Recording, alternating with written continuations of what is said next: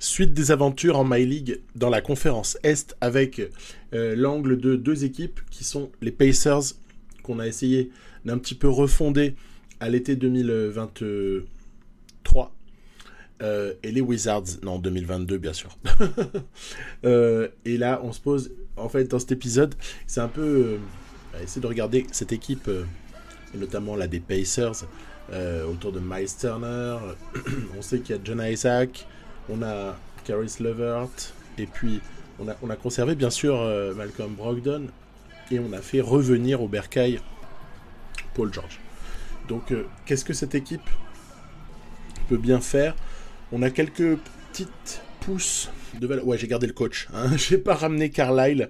Carlisle, il est à Dallas dans la partie, il est super bien.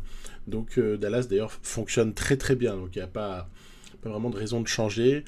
On est à 6-2 à ce stade-là, et bon, bah, on va aller vers la presque soixantaine de matchs, hein, donc il y a quand même fort à faire ici pour essayer de voir comment cette saison se passe.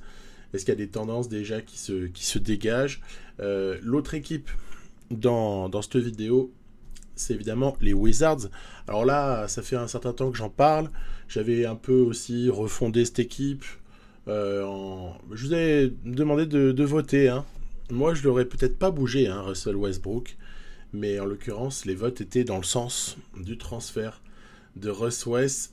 En fait, c'était avant le run qu'on a vu IRL vers les playoffs, hein, des Wizards, hein. Et donc c'est vrai que ça, c'est sûr que ça a pu faire pas mal changer de choses. Toujours est-il que là, on a pris du coup un autre virage. Hachimura est là, Avdia également. On s'était fait un petit trade pour ramener des pièces importantes à droite à gauche, et on est autour de Bradley Beal. Voilà, on aura le temps de voir. Et en fait, le point commun entre ces deux équipes, alors qu'on avance un petit peu la saison déjà, le point commun entre ces deux équipes, c'est qu'elles sont, je dirais, fondées autour d'un intérieur à profil, on va dire, moderne, et dans chaque cas d'un meneur aux alentours de 82-83, et d'une star, même si Paul George a un peu régressé, hein, et d'une star, ou superstar plutôt, qui est à chaque fois un scoreur extérieur, Bradley Beal dans un cas et Paul George dans l'autre. Ce début de saison ne se passe pas si mal que cela pour les Pacers, qui sont là à 10-3 avant d'affronter les Hawks. Et les Hawks, ça vient un peu interférer sur l'actualité. C'est vrai qu'on a des Atlanta Hawks dans la réalité qui sont peut-être en passe d'aller en finale NBA, ce qui paraît juste hallucinant. Après, pour les joueurs de 2K, ça l'est un peu moins, parce qu'on a tous vu comment Atlanta se comportait dans les saisons qui suivaient le début d'une partie, et ce même déjà depuis le jeu de l'an dernier. Donc quelque part, on est un peu moins surpris, on est un peu moins surpris à un certain niveau. Ici, Hurter est sur le banc du côté des Hawks, évidemment Trae Young est là, Capella, Collins, DeAndre Hunter, et c'est vrai que cette équipe est plutôt dangereuse avec son banc de belle qualité. Donc je vous dis, la seule différence, c'est que Hurter va sortir du banc. Bogdanovic, il a vite décliné, le pauvre. Il a vite décliné. C'est le problème de l'obsolescence de certains joueurs parfois. Ici, hop là, Cassius Stanley.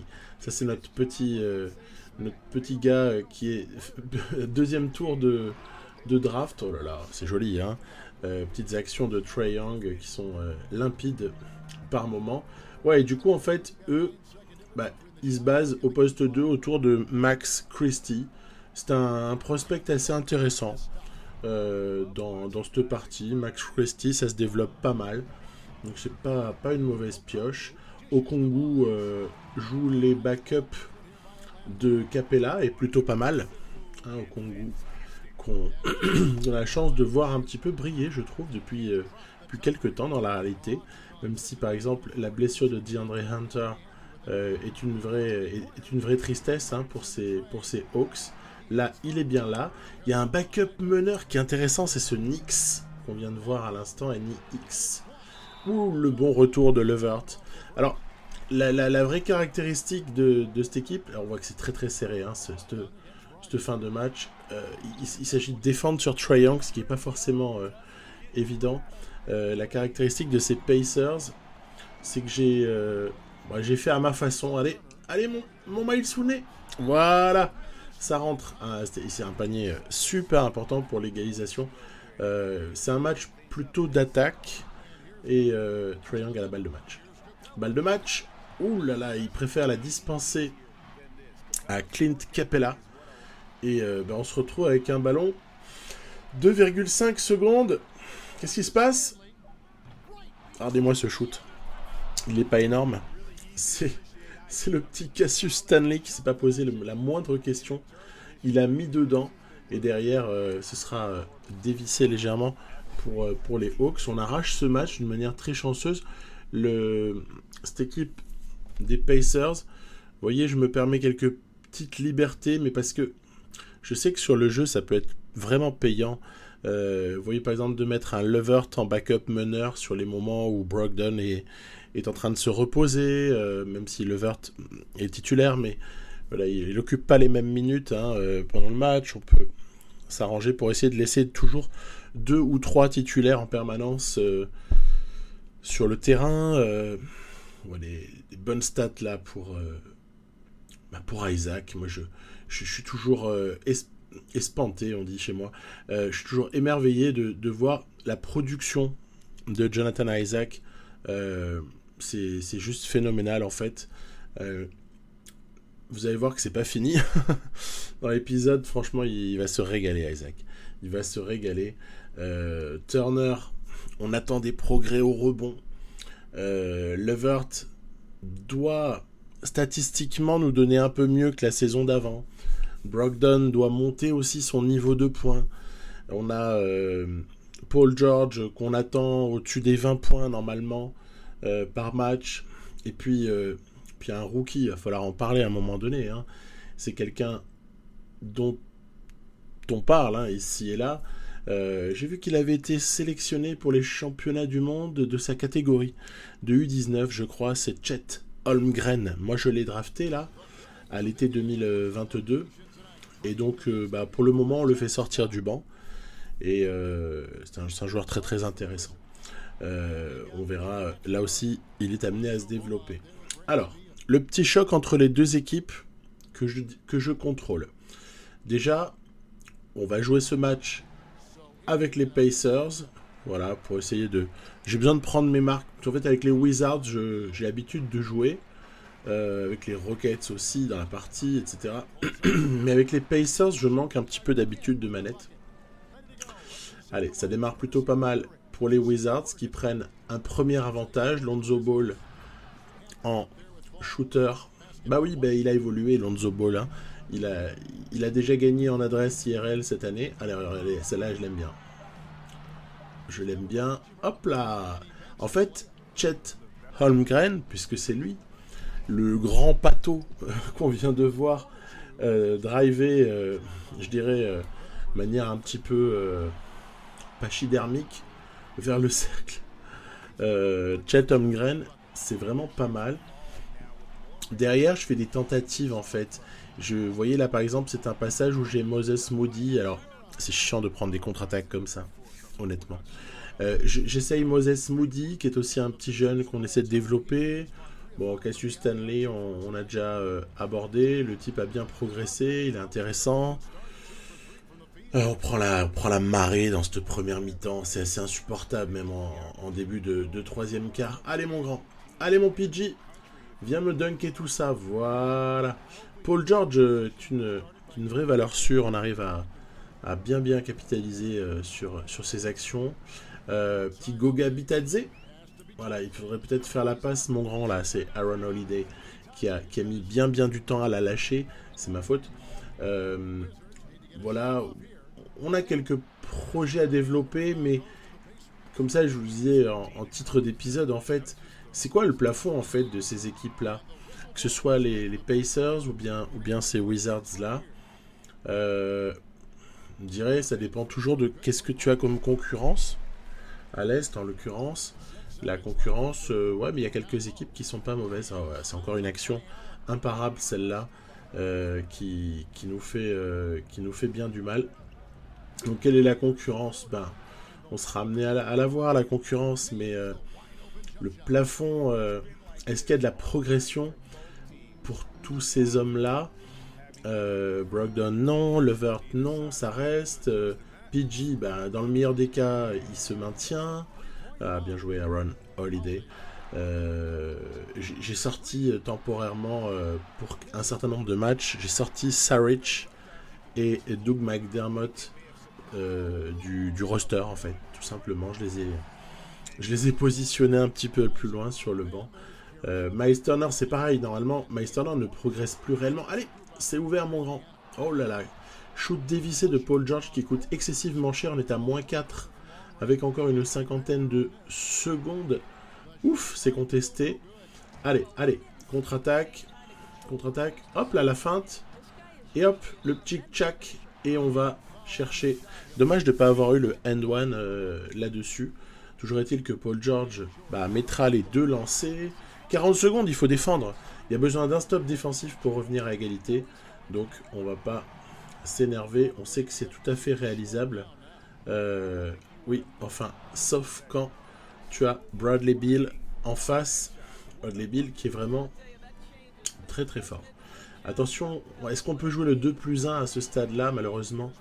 Non, non, on peut pas jouer le 2+1. Par contre, Caris Levert peut nous rapprocher.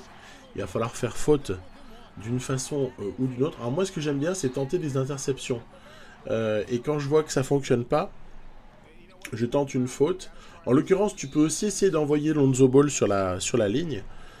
Parce que même s'il a progressé, Lonzo Ball est quand même capable de rater des lancers. En l'occurrence, là, il a mis les deux. Et là, on a une balle pour égaliser. Attention. -3. Levert.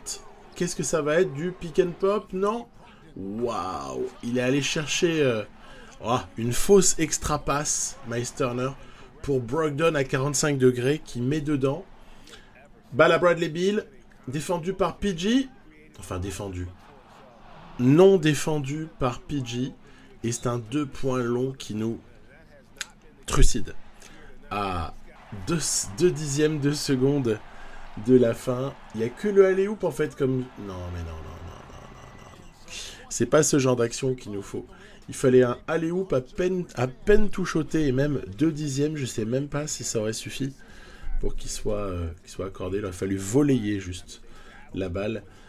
Toujours est-il que 59-57, c'est une victoire assez serrée. C'est dommage parce qu'on a eu une bonne adresse à 3 points du côté des Pacers.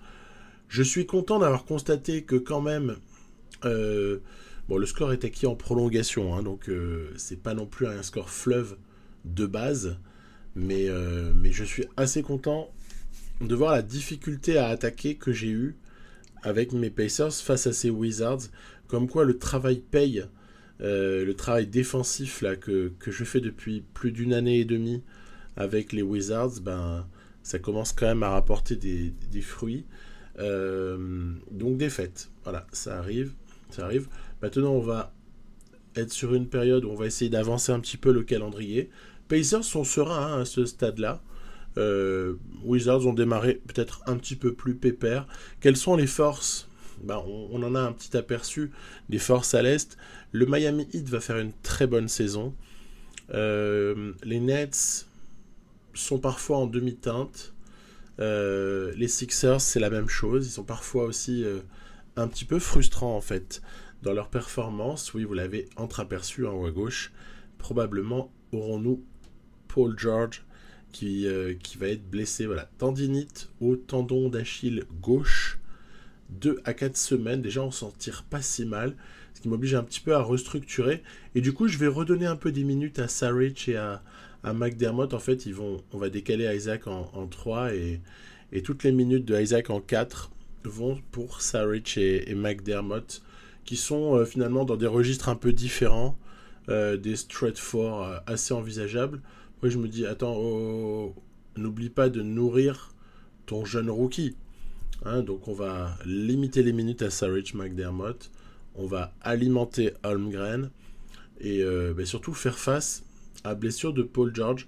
Paul George, c'est plus de 20 points par match là, hein, dans cette saison. Donc se priver de Paul George, ça peut avoir un impact. D'autant plus qu'on n'est pas sur la meilleure passe possible. On avait finalement un très bon début qui a fait 13-4, hein, je crois, quelque chose comme ça, qui a été suivi, vous voyez, de cette défaite contre Washington. Et dans la foulée, 2 défaites contre les Hawks. Après, tu joues Houston, t'as compris? Qu'est-ce qui peut t'arriver face à Houston? Tu peux que perdre. Ah, un petit détour du côté des Wizards, tiens. Allez, un petit détour du côté des Wizards pour... je vous en avais parlé à l'épisode précédent. C'est peut-être anecdotique, hein, mais moi je suis content de récupérer Robert Covington parce que aller un peu dans l'équilibre de cette équipe, c'est important de l'avoir. Vous voyez, j'ai blindé un peu les minutes à Shannon, à Hampton et à Reed, que je suis content d'avoir. Là, j'ai 4 types qui sortent du banc à 21 minutes. Là, temporairement, on a sorti Bonga de la rotation. On mise comme ça sur un banc qui est assez homogène. Et une équipe, hein, globalement d'ailleurs, dont le niveau des joueurs est assez homogène. Hein. Il n'y a pas une grande différence au final, malgré la différence d'overall.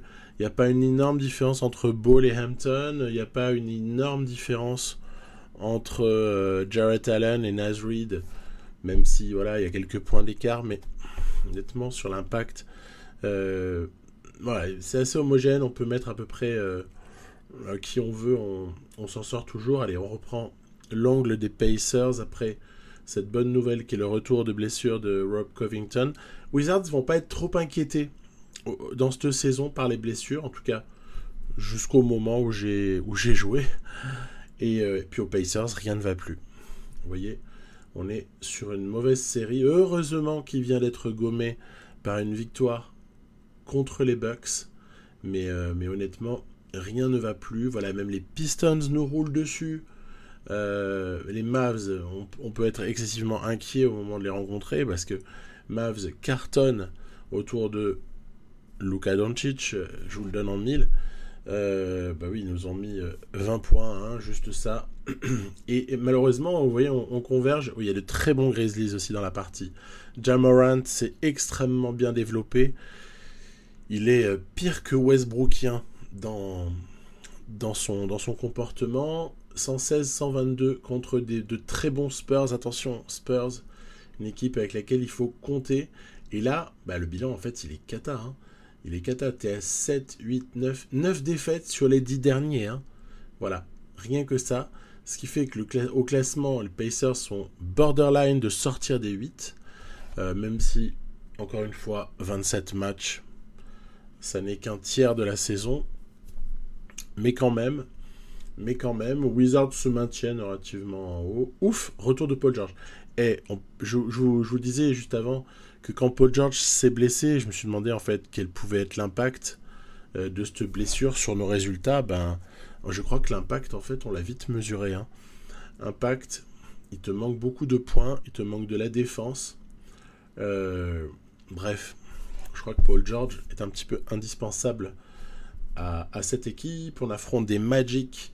Eux, ils sont en full rebuild. Hein. Mais j'avoue que je suis un peu derrière cette reconstruction du Magic. Je les contrôle et je me suis fait plaisir sur la jeune pépite, sur le projet à 2-3 ans. Là. Pour tout avouer, je vise à la draft 2023, alors qu'on voit une belle victoire ici contre les Raptors. On est content de gagner, hein, un comeback en quatrième quart-temps. Pour le Magic, je vise carrément notre petit Français Victor Wembanyama pour la draft 2023. Voilà. On est en 2021, il ne sera pas draftable en 2022. Ouais, il y a de fortes chances que Victor Wembanyama soit dans la réalité aussi drafté à l'été 2023. C'est une vraie possibilité. Sauf s'il décide d'honorer une troisième année à Villeurbanne, auquel cas il sera pour la draft 2024, mais beaucoup de franchises, en fait, beaucoup de gens sont dessus, hein, et dans le petit projet que j'ai au Magic pour essayer de les faire ressurgir comme ça assez violemment dès que leurs petites stars en développement seront écloses. J'aimerais vraiment arriver à leur choper le first pick de Wembanyama sur l'été 2023. On verra bien si ça se réalise. En tout cas, pour ce qui est du tanking, ça se passe très très bien, je vous l'assure. Ouf, Paul George revient et quand même, certaines victoires reviennent. Lakers vont pas bien. On touchera un mot dans l'épisode prochain avec Houston là.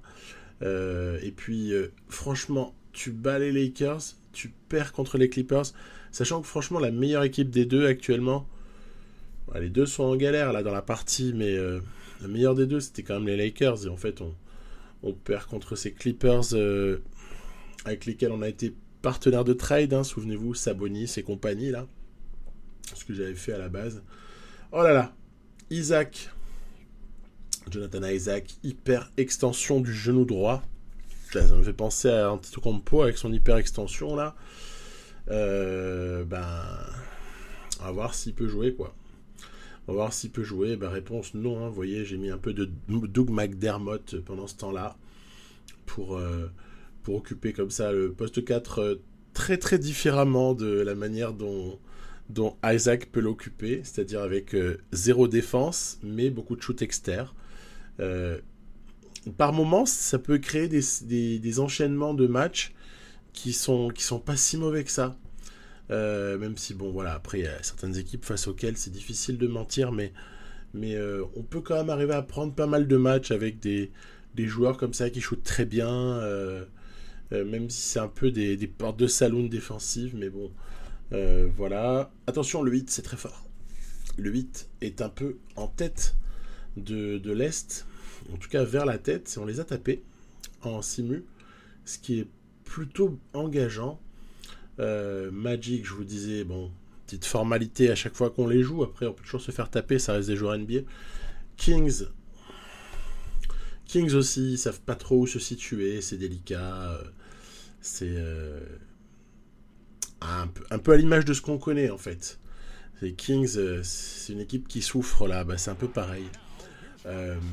Je suis rentré en jeu, c'est aussi sympa de temps en temps. Et le joueur qui fera comme ça basculer ce match s'appelle Jonathan Isaac. Ici, voilà. Il y avait le côté défensif sur l'action d'avant, le côté offensif sur une petite action. Et Brogdon va nous plier tout ça au lancer. Joli scoring d'ailleurs. Jolie feuille de stats pour Malcolm Brogdon. Ce sera plié. Il faut essayer d'enchaîner quelques victoires là pour les Pacers. Et du coup, je m'autorise quelques entrées en jeu sur des situations qui des fois... Ah, celle-ci est intéressante. Des situations qui des fois sont favorables comme précédemment, ou bien très serrées comme là, voire même limite désespérées dans certains cas. Donc voilà, c'est aussi sympa des fois de rentrer comme ça. Allez, défense de John Isaac sur Zion. En fait, Isaac, c'est un type qui peut défendre sur les gros monstres ailiers forts de la ligue. Mais même dans la réalité, hein. On mettait Jonathan Isaac sur c'était les 20 premiers matchs de la saison IRL 2020-2021. Hein. Le mec était... je crois qu'il avait le meilleur plus-minus... le meilleur box plus-minus défensif. Oui, je suis assez certain de moi en fait. Sur les 20 premiers matchs. Hein. J'avais regardé parce que j'aime bien cette statistique avancée. En fait, il arrive à éteindre Zion là, de la même manière qu'il peut vraiment embêter Antetokounmpo, etc. On verra tout à l'heure face à Kevin Durant ce qu'il peut faire. Vous voyez ici, c'est vraiment pour le plaisir aussi de claquer une petite action. Hein. En l'occurrence, allez, un petit punch 5 là, hop, on va donner la baballe à l'intérieur à Goga Bitadze pour l'ami Brogdon, mal défendu par George Hill, un peu vieillissant, histoire de valider une petite victoire qui n'a pas été bien difficile à obtenir. Sixers ont évolué après cela, ils sont un peu meilleurs qu'ils n'étaient à ce moment-là. Je pense qu'on aura une belle équipe des Sixers pour les playoffs. On a des petites astuces ici, voilà, là aussi petite rentrée en jeu un peu sénateur, histoire d'avoir quelques petites images. Je trouve ça sympa de temps en temps. Brogdon qui va avec ses petits pull-ups à mi-distance. La défense est aux abois. Après, Chicago, quand même, se comporte pas si mal globalement. Mais là, sur ce match, ils étaient vraiment loin. On retrouve les Sixers. Et surtout, on va jouer les Nets. Alors, on va jouer les Nets, mais retour de Miles Turner. Oui, parce qu'en fait, Turner avait été légèrement blessé. Gna gna gna. Je vous épargne parfois certains détails. Mais du coup, je me dis, il y a la trade deadline là, à plus ou moins une semaine là. Je me suis dit, il faut que tu clarifies cette rotation. Ça va pas du tout. Cette rotation n'est pas claire. T'as des types qui jouent pas. T'as certains, tu les exploites même pas. Cassius Stanley est intéressant. Mais est-ce qu'on ne devrait pas aller chercher un profil un petit peu plus adapté à nos besoins, c'est-à-dire défensif? Après, un joueur comme Ty Jerome, qui est franchement un vrai gars, hein. Je l'aime bien en plus, ça me fait de la peine, ça fait 2 fois que je l'éjecte des franchises avec lesquelles je joue alors que je l'apprécie. Ty Jerome, il était champion universitaire hein, sur sa dernière année avant d'être drafté. Hein. C'est un vrai joueur, hein. C'est un vrai joueur, Ty Jerome. Et je commençais à chercher un petit peu ce qui pouvait être fait autour de ces deux gars-là. Il y avait une possibilité de trade avec New York. Et parallèlement à ça, j'avais repéré que Matisse Thybulle était super mal moralement. Et vous voyez carrément quand ça va jusqu'à -2, c'est-à-dire que le mec déjà ça va vraiment pas. Il y a pire, hein, il y a -3 et tout. Hein, mais... Donc morale à 0 pour Thybulle. Je me dis, et si en fait on montait un truc à 3 avec Quickley qui part aux Sixers, Thybulle qui fait plus l'affaire, donc Quickley le remplace avantageusement. En plus, ouais, New York, ça va, ils ont Davion Mitchell, là. Type dont on va reparler à la prochaine draft, vous allez voir. Davion Mitchell, le mec est NBA ready, ça semble être de la baballe, honnêtement. Puis après, je vais monter un petit truc pour équilibrer les salaires. Parce que sinon, ça ne matche pas. On va envoyer Stanley. On va envoyer Ty Jerome. On va envoyer Dario Saric. Puisque je préfère Bitadze finalement autour de Turner. On va envoyer Doug McDermott. Et on va recevoir Thybulle. On va recevoir Ayayi, jeune espoir français que j'aime bien. Brazdeikis, honnêtement, McDermott, Brazdeikis, c'est quasiment du kiff en fait. Le seul petit X, c'est Lamarcus Aldridge. Alors on va se rassurer en se disant que là, il n'a pas pris sa retraite, c'est comme ça. Il ne peut pas avoir pris sa retraite partout. Hein.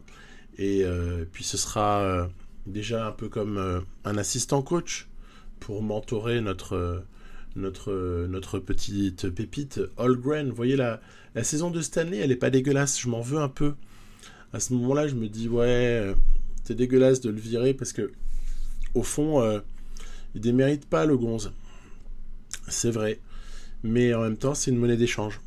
Et si je veux un peu clarifier ma rotation, ça passe par là, il faut sacrifier un truc. Ty Jerome ne jouait pas. J'avais pas vraiment le spot pour le faire jouer, surtout depuis que j'ai repositionné Levert à poste 1 certaines minutes. Saric fait une saison dégueulasse sur le plan de l'adresse extérieure. Et pourtant, il a quand même 18 minutes. Il met que 5 points, il prend 3 rebonds. Je trouve que quand même, la production statistique, elle est quand même assez dégoûtante. Et puis, McDermott n'a pas suffisamment joué pour être évalué. L'autre avantage de Brazdeikis, c'est que je serais pas obligé de le faire jouer alors qu'un mec à 78, à des moments tu te sens obligé de le faire jouer, sinon il commence à baisser moralement. Voilà. Donc, on va monter ce transfert à 3. Ça s'est plutôt bien passé. New York est gagnant, je pense. Ils prennent un banc en fait de plus grande qualité. Nous, on est gagnant parce qu'on va gagner en clarté dans la rotation. Et pour moi, les Sixers sont gagnants parce qu'ils récupèrent un joueur motivé et très capable. Création aussi. Là où ils avaient quelqu'un qui plombait l'ambiance du vestiaire. Voilà. Thybulle, finalement, sur le long terme, ça ne fonctionnait pas. On va ensuite refaire notre rotation, hein. On va pas s'embarrasser. Je vais jouer à 9. Faire jouer à 9 joueurs. Avec donc les titulaires, on les connaît déjà. Holmgren aura de plus en plus de minutes. Table en aura pas mal. Bitadze conserve ses 15 minutes. Et j'ai besoin d'un petit rafistolage à 9 minutes pour petit Aaron Holiday. Pour le moment, je ne donne rien à Brazdeikis, Moody. Je ne parle pas d'Ayayi qui est en développement. Mais voilà, donc le gros bénéficiaire, évidemment, à part Table, qui peut peut-être retrouver le cœur, c'est Chet Holmgren, qu'on avait pris en 4 à été 2022. Il fait une pure saison en fait. Sur 18 minutes, faire ce qu'il fait là, 9 et 4, avec des bons pourcentages. 1 contre 1 par match, mais de rien. Tu lui mets le double de temps de jeu, t'en prends 2. Hein. Donc pas mal. Le seul hic en fait, vous voyez, c'est ce polygone de progression que je trouve un petit peu limité. Mais on peut pas tout avoir non plus. On a déjà un joueur quasiment prêt. Moi je pense qu'il faut encore le rendre un peu plus dur. Faire travailler, il faudra un camp d'entraînement de physique, de qualité athlétique. Il faudra continuer à bosser le rebond, la défense. Et on aura une vraie solution complémentaire de poste 4, poste 5, quoi, hein, je pense en tout cas. Je peux pas le faire jouer ailleurs. Même si un 3 très grand, ça pourrait avoir des côtés un peu excitants, mais je ne peux pas le faire jouer ailleurs parce qu'il est pas assez mobile en fait. Petit entraînement personnalisé pour Table, voilà. Petit ailier polyvalent. Il ne faut pas non plus qu'il soit trop monodimensionnel. Et puis, certains étaient déjà entraînés parce que au Knicks, j'avais déjà paramétré les entraînements. On va juste vérifier, voilà, oui. Joel Ayayi s'entraîne très intensément. Et on verra ce qu'on fait avec lui s'il progresse. Voilà.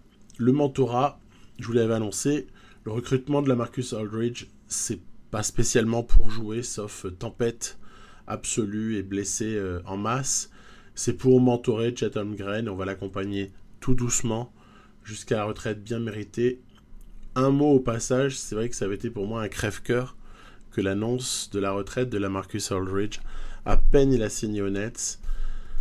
Et il a fait en plus il a joué un petit peu, hein, puis après on s'est rendu compte de ce souci. Il a pris sa retraite. C'était un joueur que j'adorais en vérité. Donc j'étais assez triste en fait de le voir prendre sa retraite. Pour moi, Aldridge, c'est toute une manière assez esthétique de jouer au basket quand on est grand. Voilà. Là, on me tente. On me propose un premier tour plus Azubuike, le Jazz. Ils veulent Bitadze. Après, moi, je me dis, qu'est-ce qu'ils me demandent? Ils ont Favors, ils ont Gobert, et ils veulent me chercher. Donc, rien que pour le principe, j'ai dit non. Puis en plus, moi, je suis bien content avec Bitadze, pour le moment. Donc, je vois pas ce que j'irai échanger. La stat qui tue, hein. Interception par match de James Harden au fil des 5 dernières saisons. Donc, on voit que, apparemment, il intercepte de moins en moins. Bruce Brown et DeAndre Jordan viennent compléter dans le 5 des Nets le trio magique que nous connaissons. Je vais mettre Isaac sur KD. Isaac va avoir un très gros boulot, c'est d'essayer d'embêter Kevin Durant, qui est remarquez, qui est le plus indéfendable des 3 stars, des 3 superstars. Entre Harden, Irving et KD. Je pense que dans leur registre, c'est assez similaire. Tiens, il y en a un qui fait un bon match, c'est DeAndre Jordan. Et il a été bon, je trouve. Il a vraiment été pas mal. Vous voyez, Isaac, il arrive par sa tonicité, par son envergure, par ses qualités athlétiques, par ses qualités défensives. Il embête Kevin Durant. C'est un truc de fou. Table, je suis content, moi. Dès que je vois une action positive de Table, il a contré James Harden. Dès que je vois une action positive de Table, je suis comme un fou, en fait. Il y a des actions aussi très positives de l'autre côté du terrain, que ce soit des interceptions, des interceptions, ou bien même la petite création, là, signée Brogdon, avec des petites finitions. Hop là, Holmgren, qui prend confiance, et moi avec. Moi, je prends de plus en plus confiance avec Chet Holmgren. Et ça peut devenir assez cool à jouer. Ici, oh, la vilaine faute de Durant. Alors là, franchement, j'ai pas compris comment un excellent joueur, y compris très bon défenseur, quand il le souhaite, comme KD, pouvait faire ce genre de bêtises. Voilà. Ici, ça a été la lutte la plus totale. Reggie Perry, c'est coquin au rebond. Le mec a pris 3 rebonds offensifs rien que sur l'action. Il aurait vraiment fallu toute la hargne de Isaac pour s'opposer à cela. Les contre-attaques, c'est notre fonds de commerce. Sans hésiter. Attention. Ouais, bah là, de toute façon, si ça rentre, t'y peux rien. Et si ça rentre pas, bah, t'y peux rien non plus, quoi. Là, par contre, t'y peux quelque chose. Voilà, là encore une action complètement acharnée en défense. Turner puis Isaac ont été très très courageux. Ça conclut en contre-attaque. Et vous voyez déjà, presque à mi-match, bah, on a embêté Durant tout de même à 42% environ. On a réduit avec Isaac son efficacité. Isaac qui intercepte encore un ballon supplémentaire. On va se faire plaisir ici à Aaron Holiday pour Chet Holmgren.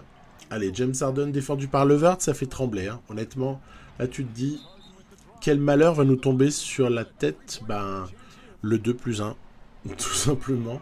Le barbu a fait ce qu'il avait à faire. Et bah, du coup, de ce moment-là, je me dis, allez, mets-lui Paul George sur la tête, là. Et ça embêtera peut-être un petit peu le barbu. Et puis, des fois, je peine un peu à trouver des solutions en attaque, suivant les séquences. Comme ici, ce shoot complètement balancé salement, en vérité, conclut en contre-attaque. Ils font leur beurre aussi sur nos échecs. Hein. Pourquoi pas?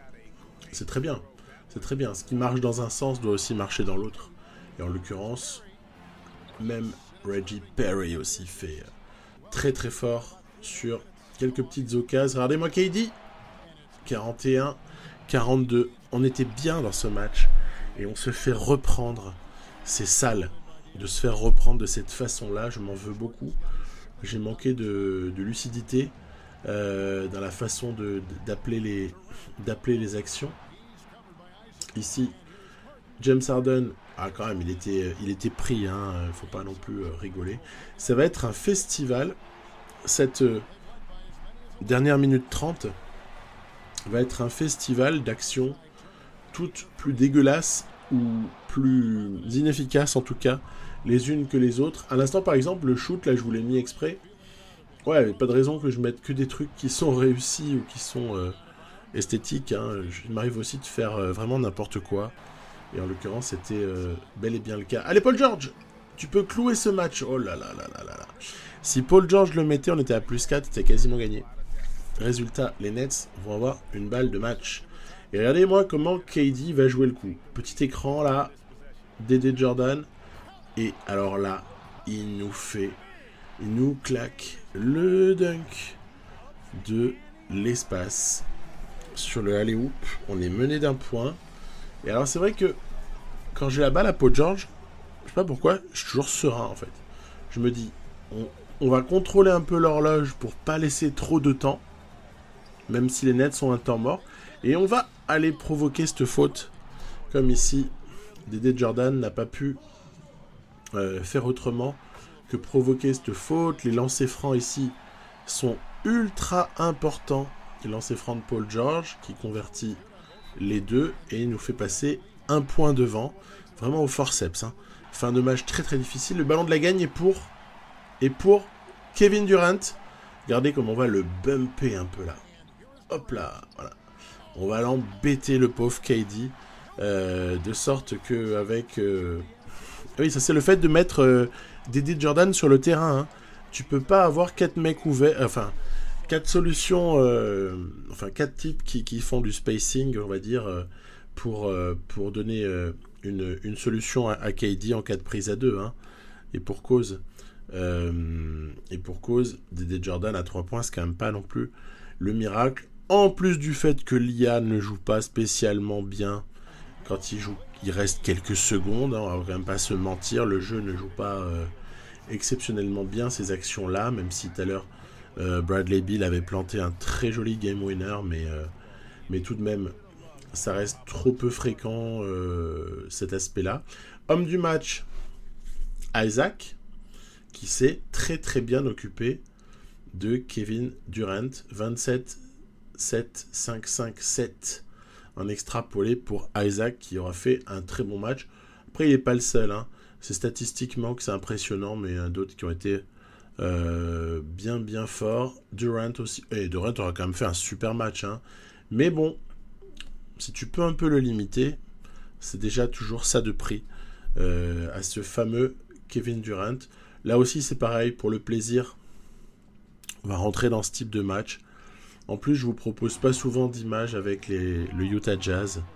Donc, c'est l'occasion. Voilà, ici, petit travail sur Ingles, signé Paul George, à l'expérience, pour marquer un panier qui était important à ce moment-là, en faisant passer à plus 6. Regardez-moi les défenses de Tybal. C'est important, il provoque la faute sur l'écran illegal screen de Rudy Gobert. Du coup, je me dis, il est chaud Tybal. On va appeler à 3 points pour lui en fait. En sortie d'écran, regardez. Tybal qui va comme ça se présenter. Allez, mon grand. Et bam, il est aussi capable de mettre un panier hein, de temps en temps. Hein. Faut pas croire. Hein. Et voilà, bah donc le petit Tybal, le petit passage Matisse Tybal dans ce match-là. On passe ensuite aux Pelicans. Pelicans, en fait, c'est intéressant, il reste 4 minutes et quelques. Ils nous mènent de 4 points. Hein, forcément, on a vraiment hâte de voir si on est capable de gérer cette fin de match ou pas. Donc l'écart s'est plus ou moins maintenu jusqu'à un certain stade. Vous voyez comme je galère en attaque. Ici, voilà, il a fallu aller chercher cette faute après avoir fait sauter Jackson Hayes. Voilà, c'est Miles Turner qui s'y est collé. Il y a quand même toujours plus 3 pour les Pels. Hein. Les Pels, dangereux. Jackson Hayes qui a un shoot ouvert, qui reprend. C'est la guerre. C'est la guerre. Avec du grand Holmgren. Ouais, je crois qu'en fait, sur cette fin de match-là, Isaac avait pris ses 6 fautes. Vous savez, comme ça arrive dans les simcasts. Vous rentrez à 4-5 minutes de la fin, il y a déjà 2-3 mecs qui ont les 6 fautes. Là, c'est quand même un des contres de l'année. Regardez-moi ça. Zion qui va nous faire le dunk sur le alley-oop. Et l'ami Holmgren qui vient...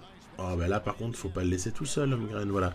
Prise à 2 un peu contestable. Qui permet...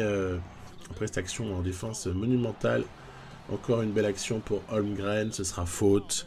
Bref, on l'a compris. Glooby Boulga de basketball sur la toute fin de match. Pelicans de Van Gundy qui est toujours en place ici.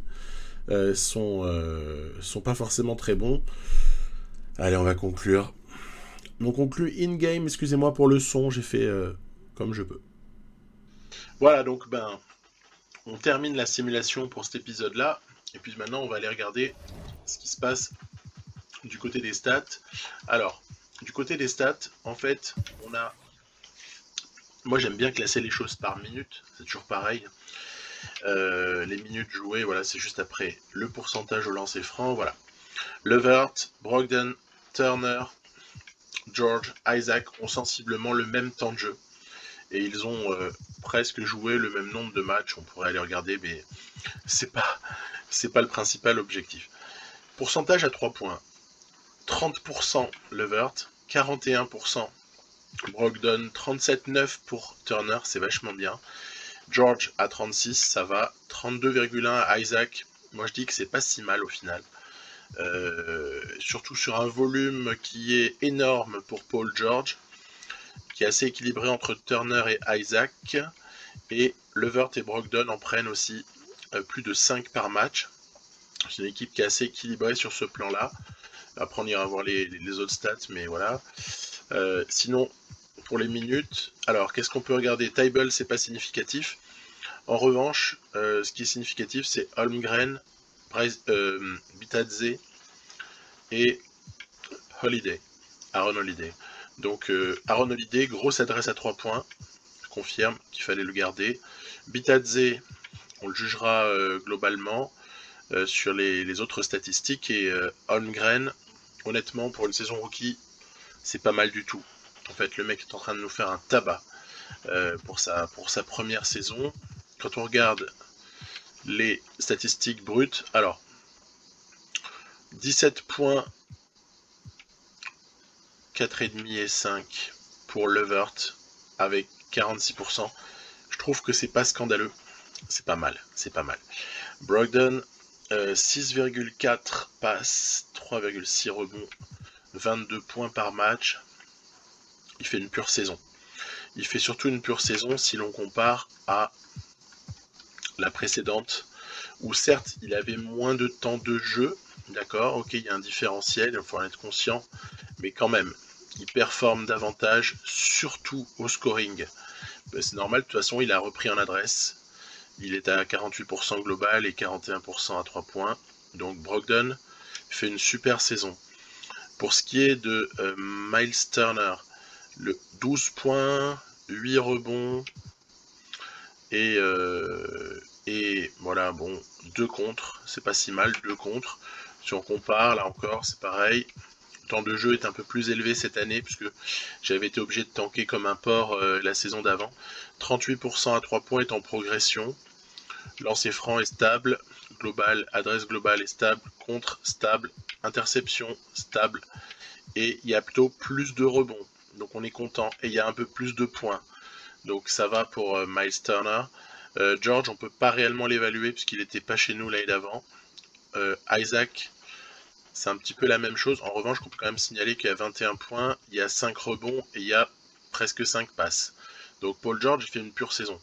Il n'y a pas de problème. À 32 ans, là, retour à Indiana, il n'y a pas grand-chose à dire sur Paul George de négatif. Au contraire, je trouve qu'il est super. Isaac, il nous apporte à peu près des choses proches de celles de Turner. Donc finalement, il y a 2 monstres dans la raquette physique. Avec surtout, moi je retiendrai les 2 interceptions et les 2,1 contre. Voilà, qui est une saison à la Isaac. Comme il se doit. Et après, sur ce qui est des remplaçants, bon, Tybal, on évaluera sur le long terme. Je crois qu'il faut juste regarder Holmgren, qui est presque à 10 points, hein, c'est pas si mal. Hein. Le mec fait une saison, évidemment, il n'y a pas de comparaison possible puisqu'il est rookie. 18 minutes, 36% à 3 points. Il y a un contre un peu plus. Et il y a surtout déjà 9,6 points, 4,3 rebonds. Je pense qu'en fait, on a de la graine de bons joueurs. Bitadze, sur un temps de jeu qui est relativement faible, 16 minutes, il nous fait quand même sa petite contribution. Je suis pas décidé à le bouger tout de suite, parce qu'il me paraît pas scandaleux du tout. Aaron Holiday, très adroit au lancer franc, presque 16 minutes, avec une adresse à 3 points qui est exceptionnelle, elle est même supérieure à l'adresse globale. Et le mec préfère en fait shooter à 3 points que poser un lay-up. C'est comme ça. 6 points, une passe. Bon, il a un rôle à jouer. C'est pas inintéressant. Puis après, pour celui que j'avais aussi fait jouer parfois, c'est-à-dire Moses Moody, 15 minutes et demie avec un pourcentage au lancer franc. Oh, le pourcentage à 3 points, il est monstrueux. il a pas dû en prendre beaucoup. En fait, en tout cas, il en a raté beaucoup. Quand t'es à 0,07, c'est que t'es à 1 sur 14, quoi. Un truc du style. Bon, voilà. Donc, trêve de plaisanterie. Maintenant, puisqu'on était sur les bilans, on va quand même regarder l'équipe que je laisse pousser tranquillement dans son coin et qui a un très bon bilan et qui est sur la miniature de cette vidéo. On a nommé les Wizards. Wizards, ils sont propres, hein, à 30 et 20, avec... moi, ce qui m'intéresse beaucoup, c'est d'aller voir les stats individuelles. Stats collectives, je peux pas les montrer, sinon je vais totalement spoiler ce qui se passe à l'ouest. En revanche, stats individuelles, stats des joueurs. Allez, c'est parti. Toujours sur la base des minutes jouées. Les contributions ici sont un petit peu plus déséquilibrées sur le 5 majeur, mais il y a quand même la bonne hiérarchie qui se dégage. Donc voilà, avec 28 minutes pour Allen, c'est vrai que j'avais égalisé un petit peu les temps de jeu avec Naz Reid, parce que Naz Reid en fait est très bon dans son rôle en tout cas. R.J. Hampton, il avait eu des minutes de titulaire à un moment donné. Shannon 23 minutes. Lui aussi avait hérité à un moment donné d'un peu plus de minutes lorsqu'il y avait eu des blessures. Et Covington est à 21, Banga 12-9. Et après, il y a le petit Dieng, le français, qui a un petit peu joué. Mais voilà, avec une adresse, enfin bon, c'est pas évaluable à ce stade-là. Il a eu un petit peu des moments, mais voilà, les vétérans, on n'en parle pas. Donc, pour ce qui est, tiens, on va commencer par l'apport du banc. L'apport du banc, il est modeste. Moi, je retiens l'apport de Naz Reid. Je trouve que 8 et 5 sur son temps de jeu, c'est vraiment bien. Bonga, il n'est pas là pour marquer. Dieng, on a dit qu'on ne jugeait pas. RJ Hampton, voilà, très très bon. Un peu plus de 10 points, 5 rebonds, presque 4 passes. Shannon, c'est pas si mal. Ouais, ça va. Il y a de l'apport du banc, je trouve que c'est correct. Regardez surtout aussi l'adresse à 3 points. Elle est en progression, on va dire. Pas pour Covington, hein. Mais en tout cas, l'adresse à 3 points est en progression pour nos jeunes. Sur un volume de shoot pas ridicule. Oh, Reid, il en prend 3,5, c'est rigolo. 4 pour Hampton, ok. Bon, moi, je suis content. Je suis content de cette saison pour les Wizards, même si j'en parle pas beaucoup. Il évolue pas si mal, notre petit RJ Hampton, même s'il a un peu perdu de l'adresse. Il a gagné un peu de temps de jeu, il gagne des stats qui sont en rapport. Je trouve ça encourageant. Shannon, pareil, même constat. Il gagne du temps un peu et il contribue de mieux en mieux. C'est assez positif tout ça. Ça pousse.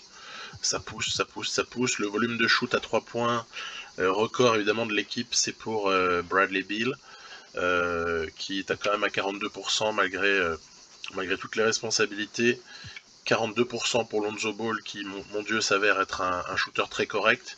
37% et 40% respectivement pour Hachimura, 38 même. Sur, encore une fois, des volumes de shoot qui sont pas tous égaux. Dans l'ordre, c'est Beal, Ball, Avdia qui prennent le plus de 3 points dans cette équipe. Pour ce qui est des points par match, on a une énorme saison pour Bradley Beal, évidemment, qui est en 27, 4 et 5 à peu près. Qu'est-ce que ça a à voir avec la saison précédente où il jouait plus? Il avait plus de responsabilités. Oh, et puis il nous avait fait la saison précédente une année sur l'adresse à 3 points qui était juste exceptionnelle sur le volume de shoot, 46%, il avait été fantastique, mais là il demeure quand même très bon. Qu'est-ce qu'on peut dire sur la saison de Lonzo Ball? Qu'elle est assez stable, en fait, sur des minutes presque comparables. On a une adresse qui augmente, globale. On a des ballons perdus assez sensiblement le même nombre. Des passes légèrement moins, mais un peu plus d'interceptions. Et puis un scoring à 15 points. C'est parfait, c'est là que je l'attends en fait. C'est là que je l'attends, ça se passe très bien pour lui. Hachimura, lui, il a hérité d'un meilleur statut cette saison par rapport à la précédente, surtout qu'il y a eu aussi la blessure de Covington. Il a gagné ses galons de titulaire et puis la majeure partie du temps. Et il a eu quelques minutes en plus pour un rendement un petit peu supérieur. Hachimura a progressé. Ce qui est plutôt une bonne nouvelle. Donc ouais, je crois qu'il est aussi responsable, lui, des progrès de l'équipe, en tout cas du bon bilan. Pour ce qui est d'Avdia, qui joue sensiblement la même chose. Les lancers francs, ça ne va toujours pas génial. Par contre, à 3 points, ça a bien progressé. La stabilité, sinon, sur le reste. Très très stable sur ses stats. Notre polyvalent ailier, Avdia. Et puis pour ce qui est de Jarrett Allen, la contribution est toujours jolie. Avec un temps de jeu un petit peu inférieur. Tout de même, une contribution qui, ouais, franchement, en proportion, c'est égal à la saison d'avant, si on les remet sur le même temps de jeu. Voilà, donc, ouais, très intéressant bilan des Wizards. En fait, c'est la bouteille à l'encre un peu, là, sur l'Est. Vous avez Pacers, Bulls, Wizards, Hawks, qui se battent pour les places 2 à 5. Même si on sait jamais, Nets et Sixers pourraient venir s'en mêler, Knicks semble un petit peu plus loin. Le 8 cavale en tête. Et ouais, donc ça annonce plus ou moins de beaux playoffs. Ouais, de beaux playoffs en vue. On ira voir ce qui se passe dans l'Ouest dans l'épisode prochain. Et puis ensuite, je terminerai la régulière pour les 2 conférences sur l'épisode suivant.